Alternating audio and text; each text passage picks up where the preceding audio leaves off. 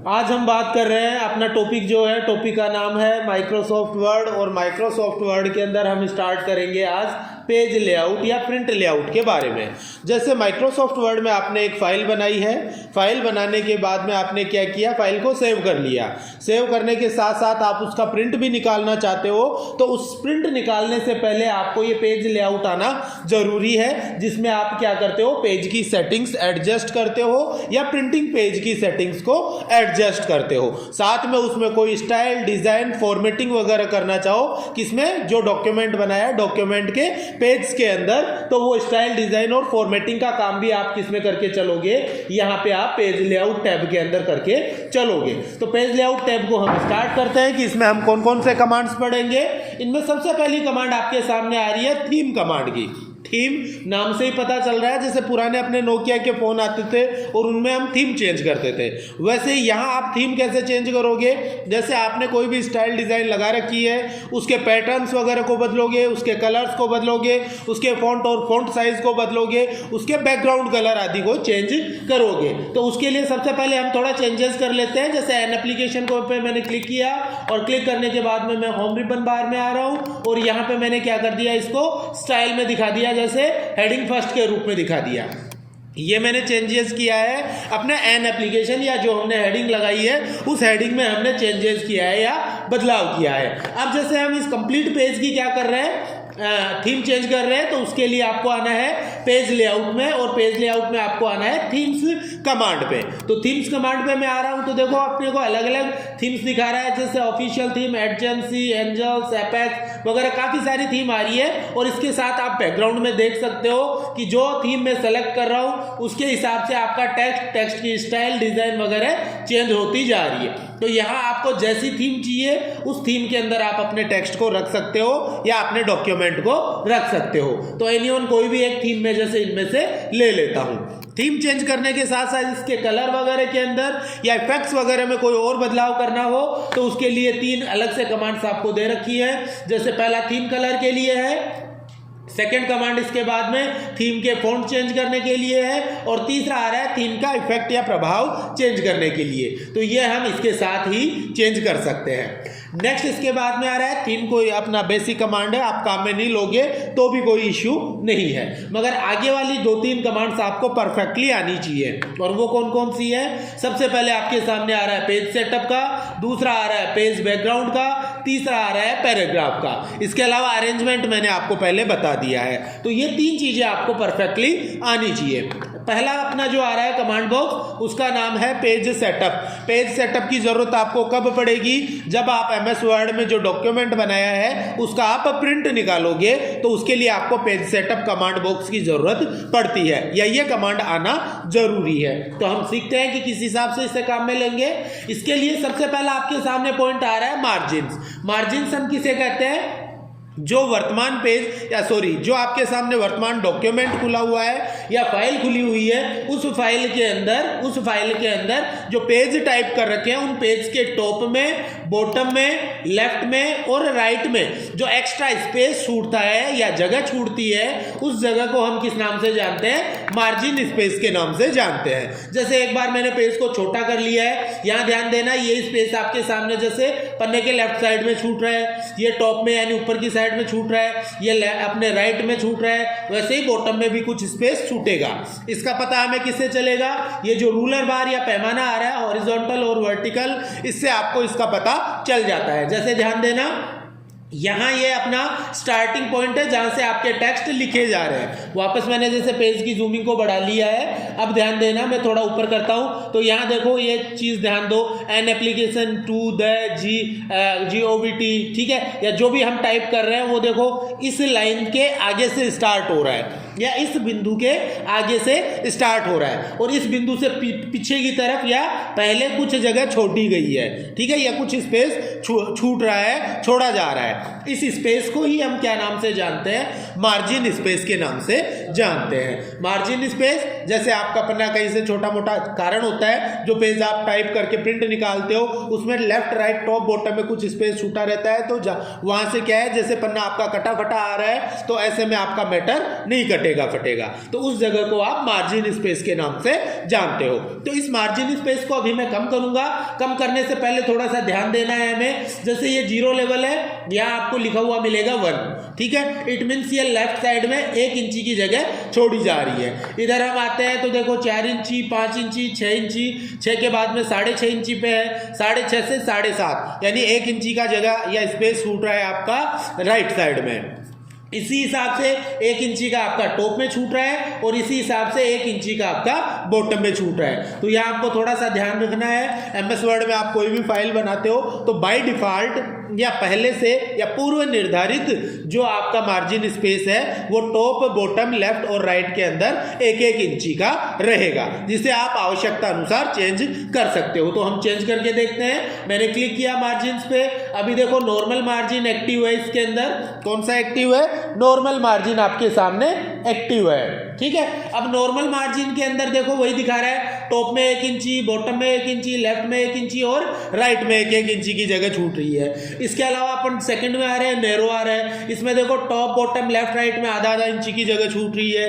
Third देखो moderate आजकल ज्यादा काम में लिया जा रहा है। मॉडरेट में क्या चीज है? टॉप और बॉटम में तो 1-1 इंची का स्पेस छोड़ा जा रहा है, लेफ्ट राइट में 0.5 इंची की जगह छोड़ी जा रही है। वैसे ही अगला आ रहा है वाइड एंगल। वाइड में टॉप बॉटम में 1-1 इंची है, लेफ्ट राइट में 2-2 इंची की जगह छूट रही है। अगला अपने सामने जैसे आ रहा है, काफी सारे आते जाएंगे। कस्टम मार्जिन पे आप क्लिक करोगे तो आप अपनी आवश्यकता अनुसार क्या कर सकते हो? टॉप, बॉटम, लेफ्ट और राइट में स्पेस छोड़ सकते हो। मैंने क्लिक किया। अब जैसे टॉप में 1 इंची है, बॉटम में 1 इंची है, लेफ्ट में 1 इंची है और राइट में 1 इंची है। मगर जैसे ही आपने इस पर क्लिक किया आपको एक नई चीज और देखने को मिल रही है। वो क्या आ रहा है? गटर आपको दिखा रहा है, ठीक है ना। गेटर बोलते हैं इसको, ठीक है। गटर या गेटर। गटर या गेटर कौन सा ऑप्शन है या कौन सी जगह छोड़ता है? जैसे आपने क्या किया है, टाइप किए हैं 100 पन्ने और उनका आप प्रिंट निकाल रहे हो और प्रिंट निकालने के बाद में आपको उसकी बाइंडिंग करानी है या पेस्टिंग करानी है। चिपकाने के लिए जगह छोड़ते हैं या बाइंडिंग के लिए जो जगह छोड़ते हैं उस जगह को हम किस नाम से जानते हैं? गेटर के नाम से या गटर के नाम से जानते हैं। तो अगर आप बाइंडिंग के लिए एक्स्ट्रा स्पेस छोड़ना चाहते हो अपने पेज के अंदर तो वो जगह आपको कौन सी बढ़ानी पड़ेगी? गटर या गेटर वाली पोजीशन छोड़नी पड़ेगी। दूसरी चीज इसमें आगे देखो और क्या आ रहा है? गेटर पोजीशन। गेटर पोजीशन का मतलब या तो देखो बाइंडिंग होती है वो पन्ने के लेफ्ट साइड से होती है और यह कहाँ होती है? पन्ने के ऊपर की तरफ, यानी 2 साइड में ही होगी बाइंडिंग। राइट में या नीचे की तरफ थोड़ी कराएंगे बाइंडिंग। तो बाइंडिंग सिर्फ 2 जगह होगी, एक तो होगी आपकी लेफ्ट में और एक होगी टॉप में। अगर आप टॉप से ऊपर की तरफ से बाइंडिंग कराना चाह रहे हो अपने पेज की तो ऐसे में आप यहाँ टॉप सेलेक्ट करोगे। अगर आप लेफ्ट साइड से बाइंडिंग कराना चाह रहे हो तो लेफ्ट आपको यहाँ पे सेलेक्ट करके चलना है। तो मैंने जैसे अभी लेफ्ट ले लिया। गेटर पोजीशन अपने को मान के चलो आधा इंची की जगह छोड़नी है तो ये मैंने आधा इंची की जगह यहाँ सेट कर दी है और लास्ट में मैं ओके कर रहा हूँ। अभी यहाँ आपको ध्यान देना है, ये आपका 0 लेवल आ गया। 0 से 1 इंची और 1 इंची के अलावा देखो आधा इंची एक्स्ट्रा स्पेस इसने छोड़ दिया है लेफ्ट साइड में। छोड़ा है कि नहीं छोड़ा है? आ गया आप लोगों के सामने।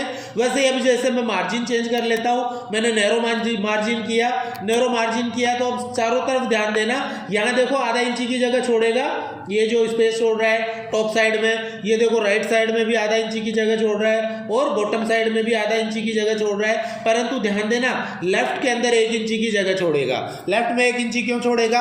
आधा इंची आपका मार्जिन स्पेस है और आधा इंची आपकी गेटर पोजीशन की जगह छोड़ रहा है। इसे अपने को वापस चेंज करना है या वापस हटाना है तो वापस आपको कस्टम मार्जिन में आना है और गेटर पोजीशन को आपको क्या करना पड़ेगा? 0 करना पड़ेगा या वापस नील करना पड़ेगा और लास्ट में आप ओके करोगे। ओके करते ही अब ध्यान दो, देखो ये लेफ्ट साइड में भी आपका आधा इंची का स्पेस ही छूट रहा है। ये चीज की जरूरत कब पड़ती है? जैसे आपने पन्ना पूरा टाइप कर लिया, अब पन्ने के बाहर आपकी 1-2 लाइन एक्स्ट्रा जा रही है तो ऐसे में आप क्या कर लो? मार्जिन स्पेस को कम कर लो। तो जो सेकंड पेज में आपके एक आध लाइन गई है वो आपकी फर्स्ट पेज में क्या हो जाएंगी? अरेंज होके आ जाएंगी, मैनेज होके आ जाएंगी। नेक्स्ट इसके बाद में सेकंड कमांड आपकी आती है ओरिएंटेशन की। ओरिएंटेशन का मतलब है कि आप अपने पेज को लंबाई में प्रिंट करना चाह रहे हो या चौड़ाई में प्रिंट करना चाह रहे हो, या अपना मैटर लंबाई में देखना चाहते हो या पन्ने के ऊपर चौड़ाई में देखना चाहते हो। तो अभी जैसे ओरिएंटेशन में आप ध्यान देना, मैं वापस पेज की जूम को कम कर रहा हूं। ये मैंने पेज की जूम को कम की। अभी आपको ध्यान देना है कि जो पन्ने की चौड़ाई है वो तो लगभग आ रही है 8.5 इंची के लगभग। देखना कैसे आ रही है, ये 0 लेवल से स्टार्ट है, 1 इंची, 2 इंची, 3 इंची, 4, 5, 6, 7 के बाद में ये 8, 7 से 8 और इधर आधा इंची का स्पेस ये छूटा हुआ है। तो 8.5 इंची तो आपकी क्या है, पन्ने की चौड़ाई है।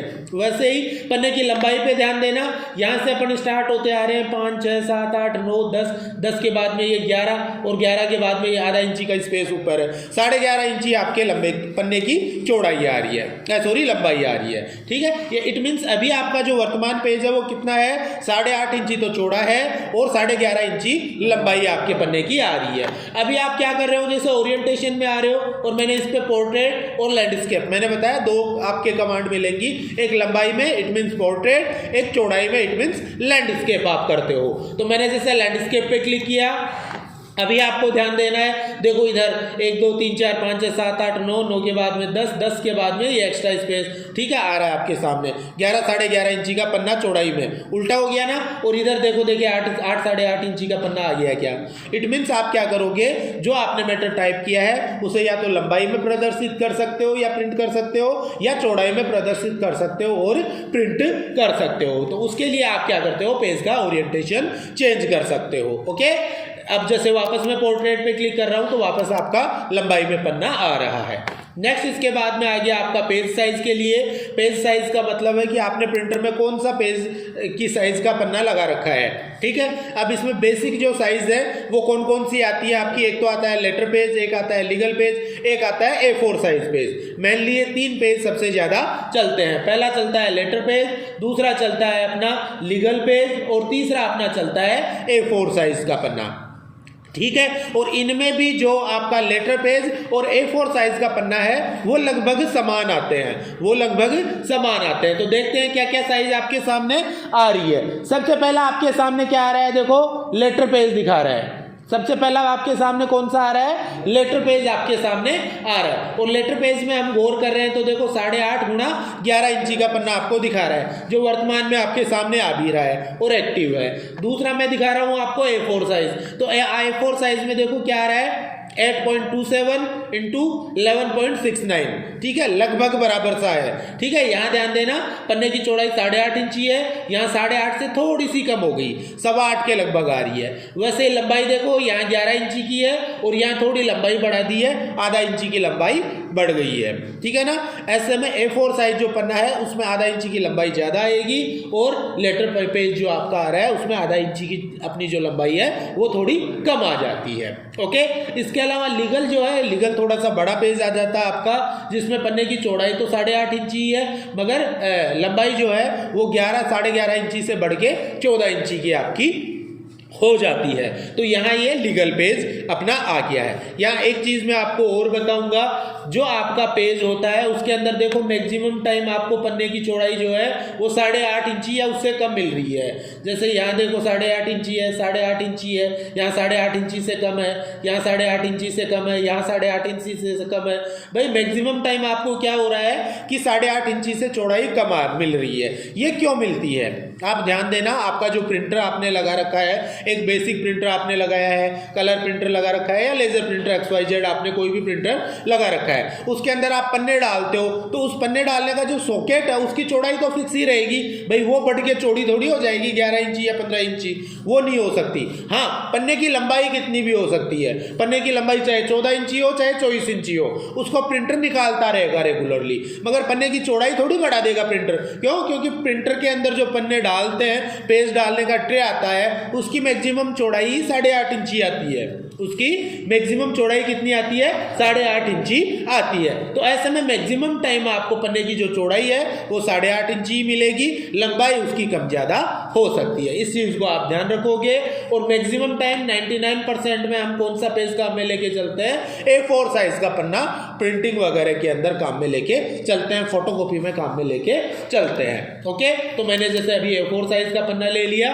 नेक्स्ट इसके बाद में आपके सामने आ रहा है कॉलम्स का। कॉलम का मतलब स्तंभ होता है। जब हमने टेबल बनाई थी तब भी मैंने बताया था कि दो आइटम होते हैं, एक तो रो होता है और एक कॉलम होता है। तो रो का मतलब तो पंक्तियां, जो कि आप पहले भी लिखते जा रहे हो, ये आप रोज में टाइप कर रहे हो, ठीक है। ये आपके सामने क्या आ रही है, रो या पंक्ति आ रही है। वैसे ही आपको पन्ने को क्या करना है, अलग अलग कॉलम या स्तंभों में बांटना है। तो वो आप कैसे बांटोगे, उसके लिए जैसे क्या करूंगा, मैं कॉलम पे क्लिक करूंगा और कॉलम पे क्लिक करने के बाद में यहाँ कॉलम्स की संख्या आपको दिखा रहा है। जैसे 1 कॉलम ऑलरेडी है, इसके अलावा 2 कॉलम आ रहा है, 3 कॉलम आ रहा है, लेफ्ट और राइट आ रहा है। यहाँ देखो मैक्सिमम कॉलम कितने दिखा रहा है, 3 कॉलम्स आपको दिखा रहा है। मैंने क्लिक किया 3 कॉलम पे, जैसे ही क्लिक किया यहाँ ध्यान देना, ये पहला कॉलम आ गया यहाँ से यहाँ तक का आपका, ये सेकेंड कॉलम आ गया यहाँ से यहाँ तक का, और ये थर्ड कॉलम आपके सामने आ गया यहाँ से लेके यहाँ तक का, ठीक है। और तीनों कॉलम्स में आप अलग अलग काम कर सकते हो। पेज आपका एक है, पेज आपके सामने एक है, मगर कॉलम आपके सामने कितने आ रहे हैं, 3 आपके सामने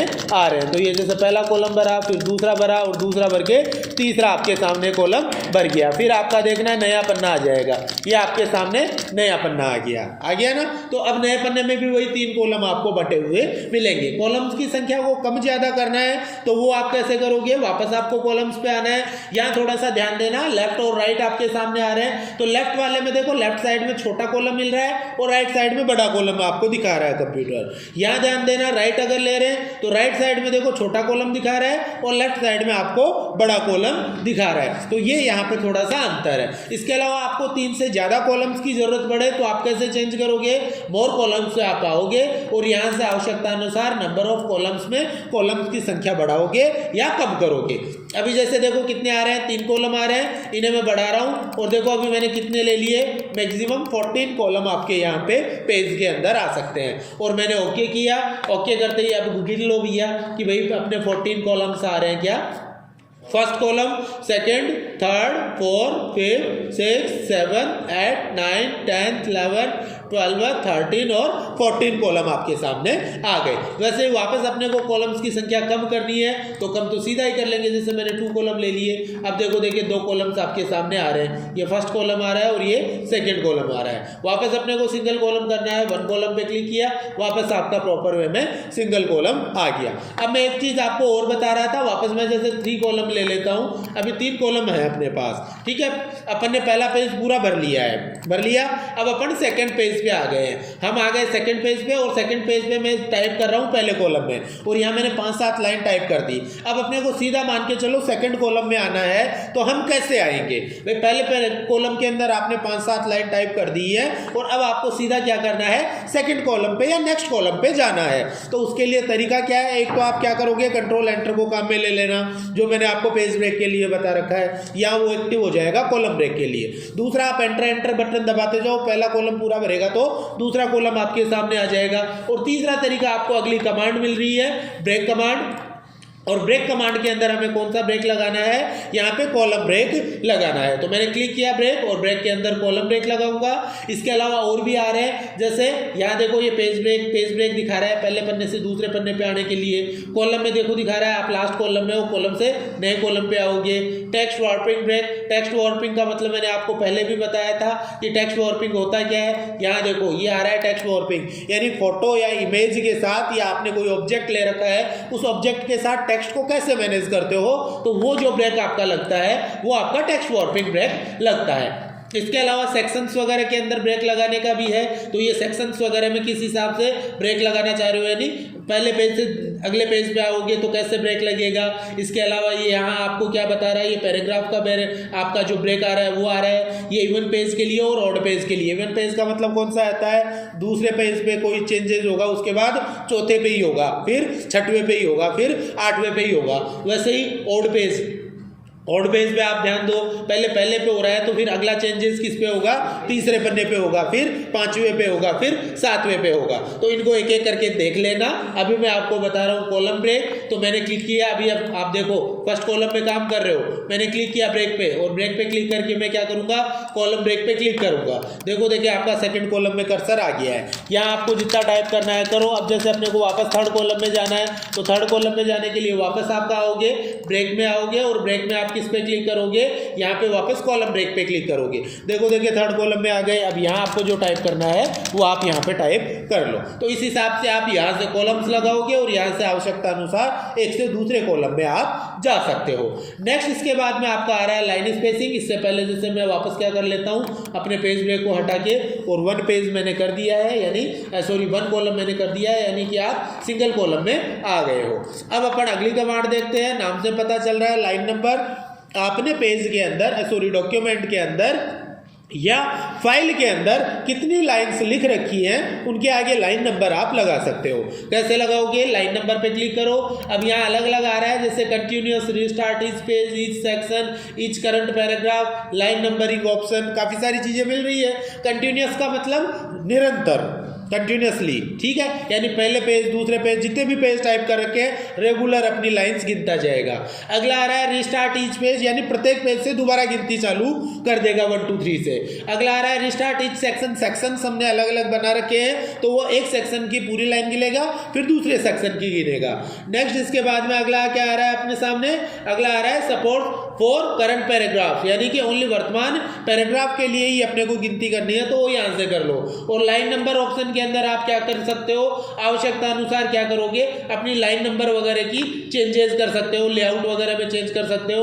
और ऑड इवन के लिए अलग से आप काउंटिंग कर सकते हो। ऑड इवन वगैरह का मैं पहले भी आपको बता चुका हूँ, ठीक है। ऑड का मतलब क्या होगा, ऑड मीन्स ऑड और इवन दो चीज आती है। ऑड का मतलब विषम संख्या और इवन का मतलब सम संख्याओं के लिए वो अलग से गिनता जाएगा। तो ये चीज आप लगा के देख लेना। साथ में लाइन नंबर्स में आके लाइन के जो नंबरिंग है उसके अंदर भी आप चेंजेस कर सकते हो कि कहाँ से स्टार्ट करनी है, क्या स्टार्ट करनी है, वो चीज यहाँ भी देखो वही आ रहा है, restart each page, restart each section और कंटिन्यूअसली आ रहा है कि नहीं आ रहा है। तो यहाँ से भी आप ये चेंजेस वगैरह कर सकते हो। तो एक बार इसे मैंने कैंसिल कर दिया, इसे भी मैंने कैंसिल कर दिया और वापस में लाइन नंबर में आ रहा हूं और मैंने कंटिन्यूअसली पे क्लिक कर दिया। अब ध्यान दो, देखें रेगुलरली देखो लाइन नंबर आते जा रहे हैं क्या, ठीक है। बाकी सभी आप एक एक करके खुद लगा के देखोगे। और लाइन नंबर मेरे को हटाना है तो कैसे हटाऊंगा, उसके लिए आप वापस लाइन नंबर्स पे आओगे और नन कर दोगे, ऐसे में लाइन नंबर हटा दिए जाएंगे। बाकी सभी आप खुद लगा के देखना।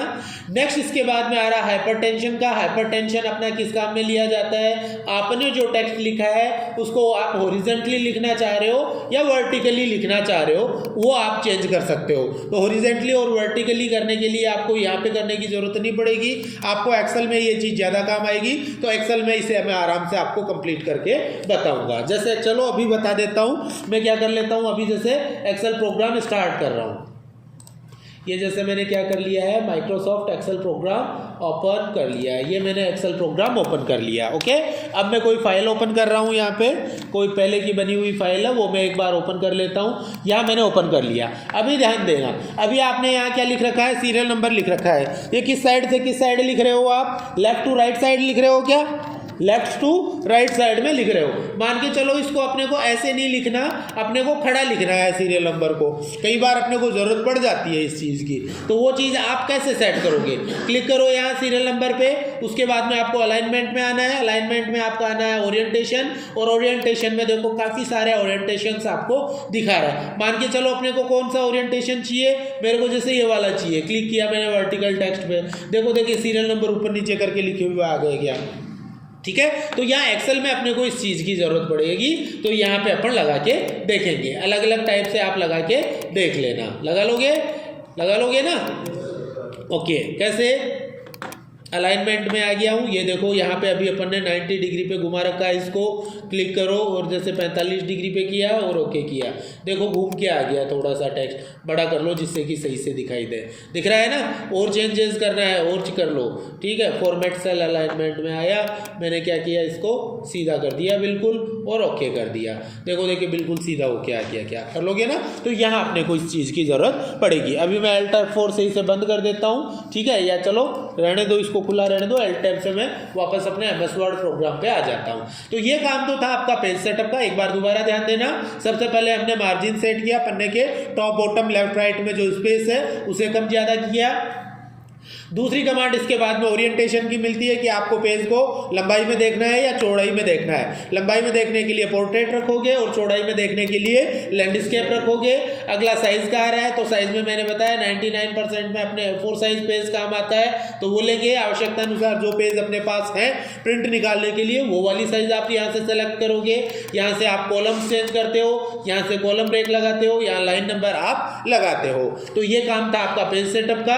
पेज सेटअप के बाद में अगला कमांड आपका आ जाता है, कमांड ग्रुप है पेज बैकग्राउंड के नाम से। तो पेज बैकग्राउंड में हम क्या करते हैं, आपने डॉक्यूमेंट में जितने भी पेज टाइप कर रखे हैं उनका बैकग्राउंड कलर आप चेंज कर सकते हो। तो एक तो बेसिक कलर लगा सकते हो, एक कलर के अंदर भी आप अलग अलग पैटर्न बना सकते हो अपने हिसाब से, या फिर आपके पास कोई बैकग्राउंड में पिक्चर या वॉलपेपर पड़ा है तो अपने वॉलपेपर या पिक्चर को भी आप क्या कर सकते हो, बैकग्राउंड के रूप में लगा सकते हो। तो तीनों तरीके से हम देखेंगे कि भाई पेज का बैकग्राउंड हम कैसे चेंज करेंगे। तो सबसे पहला आ रहा है आपके सामने वाटरमार्क। ये आपने बहुत जगह देखा होगा कि जैसे कई बार क्या होता है, कंपटीशन क्लासेस वगैरह जो चलाते हैं, कोचिंग क्लासेस होते हैं, या बड़ी बड़ी अपने जो ये बुक सेलर्स वगैरह होते हैं या बुक डिज़ाइनर होते हैं, ये क्या करते हैं, अपनी कंपनी का लोगो, अपने पब्लिकेशन का लोगो या अपनी संस्था का लोगो क्या करते हैं, पन्ने के पीछे की तरफ या बैकग्राउंड में दिखा देते हैं धुंधले धुंधले अक्षरों के अंदर, जिसे हम किस नाम से जानते हैं, वाटरमार्क के नाम से जानते हैं। तो वो वाटरमार्क हम कैसे लगाएं, जैसे हमें अपनी संस्था का वाटरमार्क अपने फाइल के पीछे या पेज के पीछे लगाना है तो वो कैसे लगाएंगे, उसके लिए आपको आना है वाटरमार्क पे।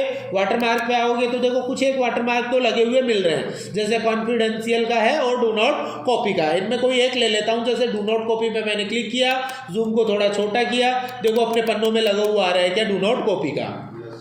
ये आपके सामने डू नॉट कॉपी का लगा हुआ आ गया। इसकी जगह जैसे अपने को खुद का लगाना है कोई वाटरमार्क, तो वाटरमार्क में आओ और यहाँ आप आके किस पे क्लिक करोगे, कस्टम वाटरमार्क पे क्लिक करोगे। कस्टम वाटरमार्क पे क्लिक करने के बाद में वाटरमार्क दो प्रकार से लगा सकते हो। पहला आप लगाओगे टेक्स्ट वाटरमार्क और दूसरा आप लगाओगे पिक्चर वाटरमार्क। और नो वाटरमार्क का मतलब है कि वाटरमार्क हटा दिया जाएगा। तो पहले तो मैं लगाता हूँ, देखो टेक्स्ट वाटरमार्क की बात करते हैं, तो मैंने क्लिक किया टेक्स्ट वाटरमार्क। लैंग्वेज अपनी इंग्लिश यूएस की है ही भाई, अंग्रेजी में हम लिख रहे हैं, टेक्स्ट में आपको वो टेक्स्ट टाइप करना है जो आप वाटरमार्क में लगाना चाह रहे हो। जैसे मान के चलो मैंने लगा दिया यहाँ पे BALAJICOMPUTERCENTRE बालाजी कंप्यूटर सेंटर मैंने टाइप किया।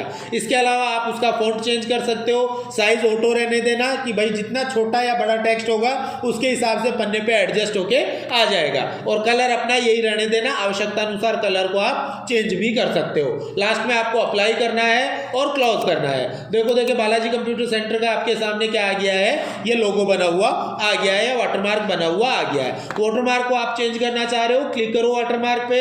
इसके बाद में वापस कस्टम वाटरमार्क पे क्लिक करो। ये तो आपने कौन सा लगाया है, टेक्स्ट वाटरमार्क लगाया है। ऐसे ही अगर आपको पिक्चर वाटरमार्क लगाना है तो आपको पिक्चर पे आना है, सेलेक्ट पिक्चर पे क्लिक करना है और कौन सा वाटरमार्क आप पिक्चर के रूप में लगाना चाह रहे हो वो वाटरमार्क आपको सेलेक्ट करना है और इंसर्ट करना है। लास्ट में अप्लाई करो और क्लोज करो। देखो आपके बैकग्राउंड में सेम वाटरमार्क लग के आ गया है। और चेंज करते हैं, वाटरमार्क में आ रहा हूँ, कस्टम वाटरमार्क पे क्लिक किया, ठीक है। मेरे को कोई सा भी वाटरमार्क नहीं लगाना है, ठीक है। तो एक तो आप यहाँ से नो वाटरमार्क करके अप्लाई करके और क्लोज कर दो, ठीक है। और एक वाटरमार्क में आप आओगे तो इसमें देखो यहाँ आपको मिल रहा है रिमूव वाटरमार्क। दोनों की सहायता से आप क्या कर सकते हो, वाटरमार्क को हटा सकते हो। तो एक बार मैं वापस लगा देता हूँ वाटरमार्क। मैं आ रहा हूँ वापस कस्टम वाटरमार्क पे, टेक्स्ट वाटरमार्क मेरे को लगाना है और इसमें मैंने टाइप कर दिया जैसे BCC और अप्लाई करके और क्लोज कर दिया है। BCC आपके सामने लिखा हुआ आ गया है। नेक्स्ट वाटरमार्क के बाद में अगली आपकी कमांड बॉक्स मिल रहा है आपको पेज कलर के नाम से। पेज कलर नाम से ही पता चल रहा है कि पेज जो आपने बैकग्राउंड लगा, अपना जो पेज है पेज का बैकग्राउंड आप चेंज करोगे। जैसा बैकग्राउंड आपको चेंज करना है वो बैकग्राउंड आप यहाँ से सेलेक्ट कर लो। अब बैकग्राउंड कलर चेंज करने के लिए आपको और भी काफ़ी सारे कमांड्स मिलेंगे।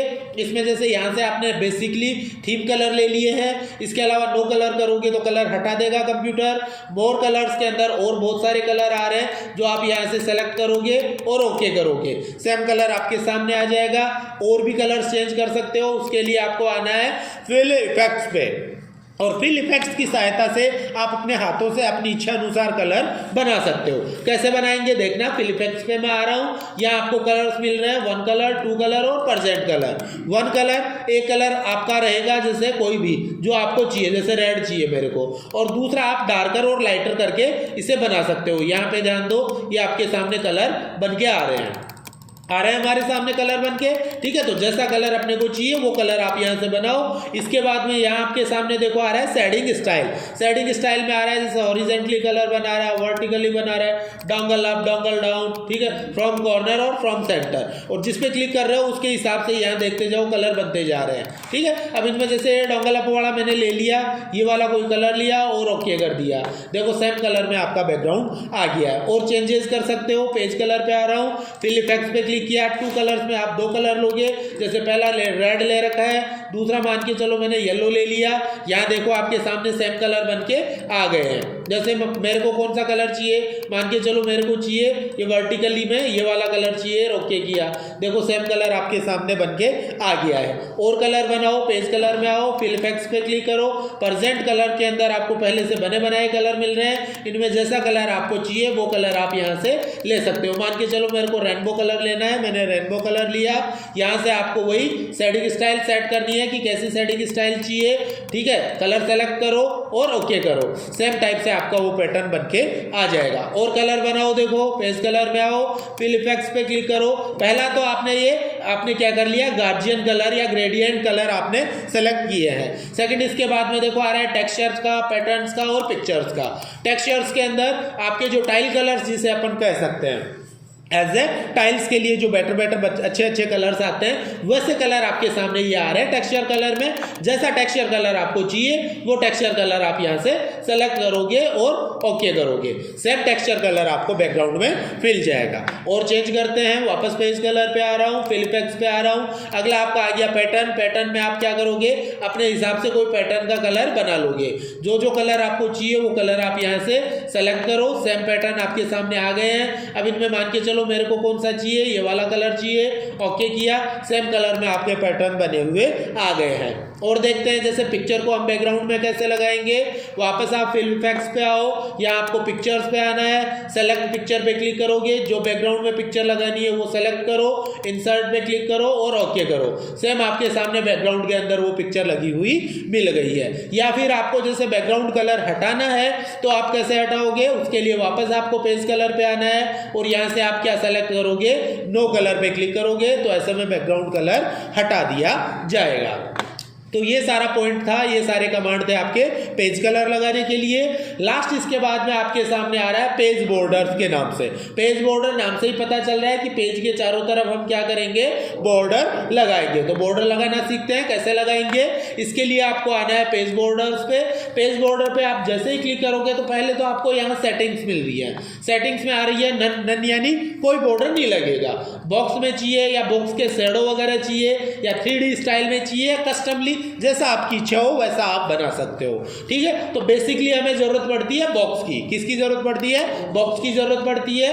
तो मैंने सेलेक्ट कर लिया बॉक्स। अगर बॉर्डर की छाया भी दिखाना चाह रहे हो, ठीक है, तो आप शेडो ले सकते हो, ठीक है। तो मैंने अभी नॉर्मली बॉक्स ले लिया है। या आपके सामने स्टाइल आ गई कि भाई ये देखते जाओ प्रीव्यू, ठीक है। प्रीव्यू का मतलब जैसा आप यहाँ सेट करोगे वैसा का वैसा प्रीव्यू आपको यहाँ पे दिखा देगा, ठीक है। तो पहले तो आप बॉर्डर की स्टाइल ले लो कि भाई स्टाइल में आपको कैसी लाइन चाहिए। ये जैसे डबल लाइन वाला चाहिए, कलर आपको कैसा चाहिए वो कलर आप ले लो, ठीक है। उसके बाद में वाइड एंगल, वाइड का मतलब है आपका जो बॉर्डर है उसकी चौड़ाई आपको कितनी चाहिए, ठीक है। तो यहाँ जैसे पॉइंट में आ रहा है 6 पॉइंट में मैंने ले लिया है, ठीक है। लास्ट में आपको ओके करना है। ये आपके सामने बॉर्डर बना हुआ आ गया। एक बार पेज की जूम को मैं 100% कर लेता हूँ क्योंकि 100% पे एक्चुअल कंडीशन अपने को दिखाता है, ठीक है, कंप्यूटर। तो अभी देखो ये बॉर्डर बना हुआ आ गया आपके सामने।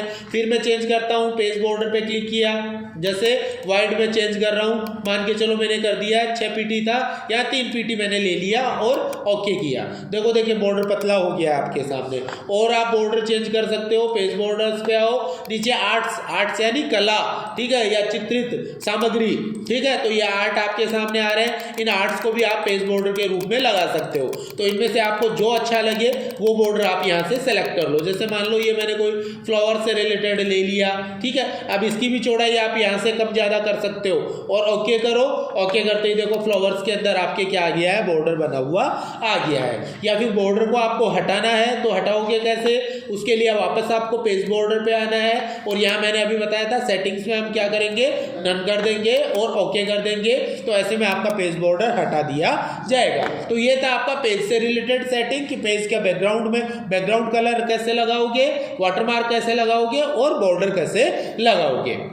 आज का अपना जो लास्ट टॉपिक है उसके बारे में हम और बात कर लेते हैं। लास्ट टॉपिक आज आपका आ रहा है पैराग्राफ का। नाम से ही पता चल रहा है आपने जो पैराग्राफ टाइप कर रखा है उस पैराग्राफ को आप मैनेज करते हो या व्यवस्थित करते हो। तो पैराग्राफ को हम कैसे व्यवस्थित करेंगे, यहाँ आपको देखो दो कमांड्स मिल रही है। पहला मिल रहा है इंडेंट का और दूसरा मिल रहा है स्पेसिंग का, और ये दोनों कमांड ही स्पेसिंग या जगह छोड़ने के लिए है। आपने जो पैराग्राफ टाइप कर रखा है उसके टॉप, बॉटम, लेफ्ट और राइट वर्तमान पैराग्राफ, जिस पैराग्राफ में आप काम कर रहे हो उस पैराग्राफ के टॉप, बॉटम, लेफ्ट और राइट में अगर आपको जगह या स्पेस मैनेज करना है तो उसके लिए आप काम में लेते हो पेज लेआउट के अंदर पैराग्राफ कमांड ग्रुप को।